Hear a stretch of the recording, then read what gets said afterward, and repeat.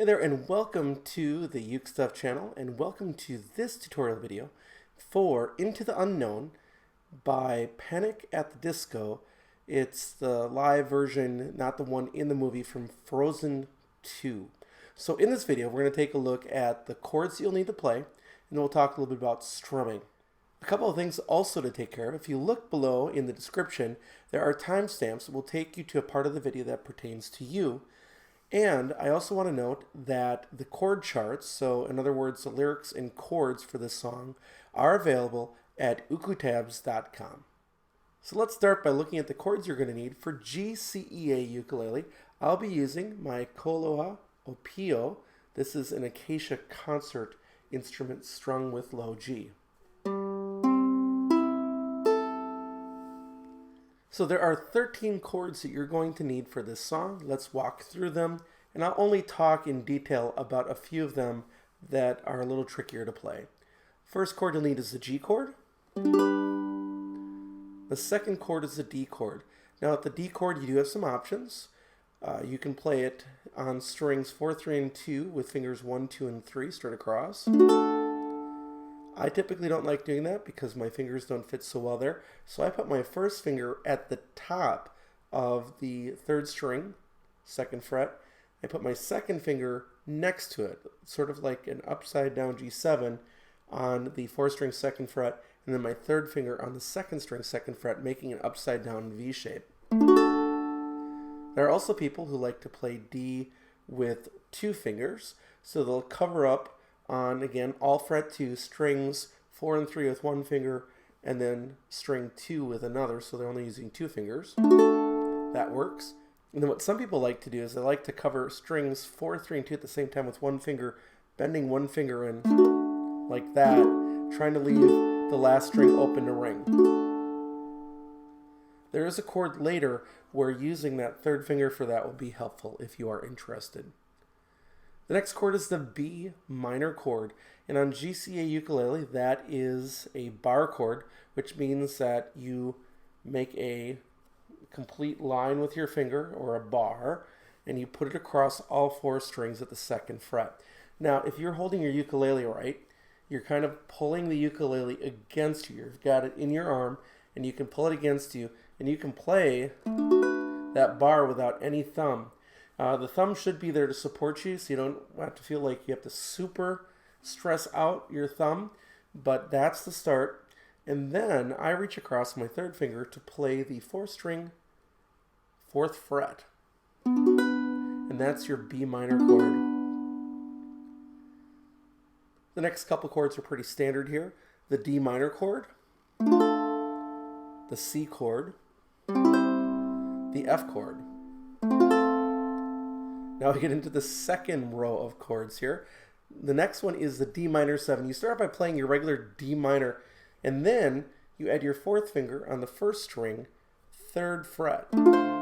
That chord is really useful. It gets used a lot in moving to G7 chord in the key of C. So the D minor 7 chord is a really useful chord to have. Then you have the A chord, and then a couple tricky chords. The B chord is next, and for that you're going to make a partial bar chord, just as before as we did all 4 strings at the 2nd. Now you're going to reach across with only the first 2 strings, strings 1 and 2. Then 2nd finger goes to string 3, fret 3. 3rd finger goes to 4th string, fret 4, and that's your B chord. And then here's where that D shape and bending it comes into play. If you put your 1st finger on the 1st string, 2nd fret, and then play that same D shape on the 4th fret,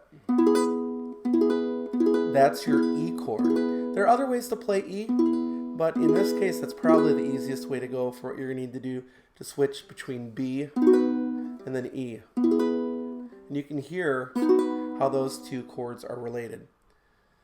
The next chord is just like the B minor chord, except you're going to go up to the 4th fret for the C sharp minor chord and bar there, and then put your 3rd finger across to the 6th fret.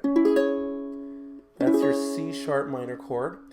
Then you'll have a C minor chord, It's a bar chord with strings 1, 2, and 3 at the 3rd fret. And then just like the B chord, the B flat chord is going to be strings 1 and 2 at the 1st fret, 2nd finger reaching over the 3rd string, 2nd fret, 3rd finger reaching over the 4th string, 3rd fret.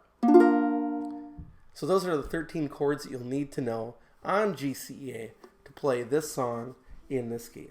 For baritone ukulele, I'll be using my mainland baritone. It has a cedar top and rosewood back and sides.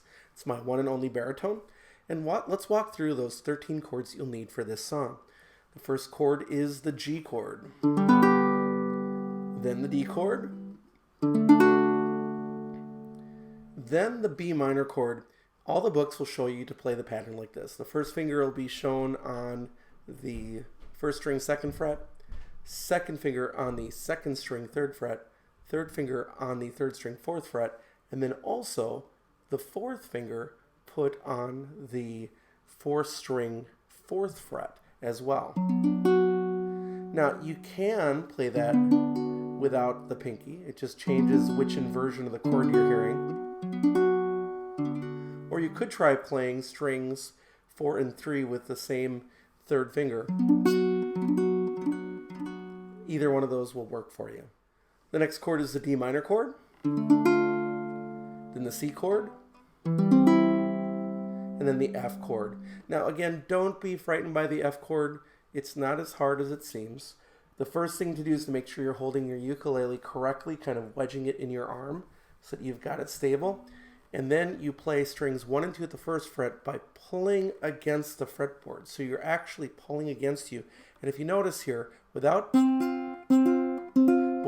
pressing my thumb in against there, I can get a good sound on the strings 1 and 2 because I'm pulling against the strings and I'm allowing gravity and sort of force to do its work. Now I am going to put my thumb behind the neck to give myself a point to press against as well. But it doesn't all have to be in your thumb. You don't have to have super thumb lock up to play those notes.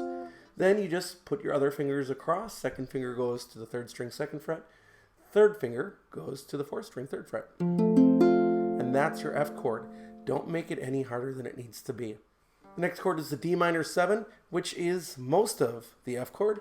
So again, you're going to bar strings 1 and 2 at the 1st fret and reach over with your 2nd finger. And by the way, that D minor 7 is a very useful chord in jazz. A lot of times it will go to G7 and then back to C. So that D minor 7 is a real useful chord in music. You'll see it quite often. The next chord is the A chord. Then kind of a weird chord, the B chord. And there are a couple ways to do this. You may want to play it like this. 1st finger going to the 1st string 2nd fret, 2nd finger going to the 4th string 4th fret, 3rd finger going to the 3rd string 4th fret, and 4th finger going to the 2nd string 4th fret. That's the B chord. Now you may also want to try it this way, particularly also if you play GCEA ukulele and not just baritone, but it can be good to practice stretching your 3rd finger, your ring finger, like that and getting a bend in it so that you could play strings 4, 3, and 2 with 1 finger and then use just 1 finger on the top. Either one of those will work well for you, and that shape will work even better as you move up the fretboard because as those frets get closer, it's hard to put those fingers in. And we would call B in that case a movable chord shape because every string has a finger and you can take that shape and just move it right up the neck if you want to. The next chord is the E chord, pretty standard on baritone. Add 1 finger and you get the C sharp minor chord. The C minor chord, which is a little bit of a stretch until your fingers get used to it. And C minor again, 1st finger on the 4th string 1st fret, 2nd finger on the 2nd string 1st fret, and then your pinky, 4th finger, reaching over to the 1st string 3rd fret. And then finally, you'll have one spot in the song where you play B flat. So 1st finger goes on the 1st string, 1st fret, 2nd finger goes on the 3rd string 3rd fret, 3rd finger goes on the 2nd string 3rd fret. And those are the 13 chords you'll need on baritone ukulele for this song. Now, as it comes to strumming, let's try to keep it simple. I purposely stayed away from writing cues in music, and there's a lot of reasons for that, for what to do with strumming. A lot of times these videos are used by groups in schools, and the teachers or group leaders want to tell people their pattern for a song, so I don't like to do that into a video. Also, everybody has a different opinion of what the strumming should be. So this is just a suggestion. If you like it, use it. If you don't, find something else that works for you. Just listen to it and play along. I only hear two major things happening with strumming. The first is simply playing a chord. I'll use a G chord, for example, and just letting it ring. Now, when I play just a chord and let it ring, I tend to use my thumb because it has a more definite sound than a finger strum. Just it's so much more assured. So when I have those single chord things, I use my thumb. Then everywhere else in the song, I hear a shuffle strum. And a shuffle strum is nothing more than swinging the beat. So instead of playing, I'll just do it again on a G chord. Instead of playing 1 and 2 and 3 and 4 and 1 and 2 and 3 and 4 and, what you do is you make it into a triplet format where the 2 eighth notes become like a triplet, and the first eighth note gets the first 2 beats of the triplet, and the last eighth note gets the last beat of the triplet. So it sounds like 1 and 2 and 3 and 4 and 1 and 2 and 3 and 4 and 1 and 2 and 3 and 4 and 1. So if you listen to the song, you'll actually hear that is in there. Now, when it's solo ukulele, it sounds a little crazy. But a lot of groups, by the way, like community groups and ukulele groups, will fall into a shuffle strum for almost every song. So that's not what I'm doing. I'm not following that. But if you listen to what's actually happening with the music, you'll actually hear that it is kind of written in that swung or shuffle style.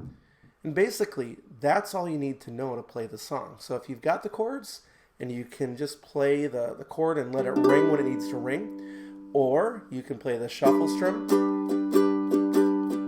That's all you'll need to do to be successful. Now granted, there are some challenges when it comes to actually playing the chords. Changing from B to the E, to the B, to the E, to the C sharp minor, to the C, to the C minor, and then walking up at the end to the A, B flat, B at the end.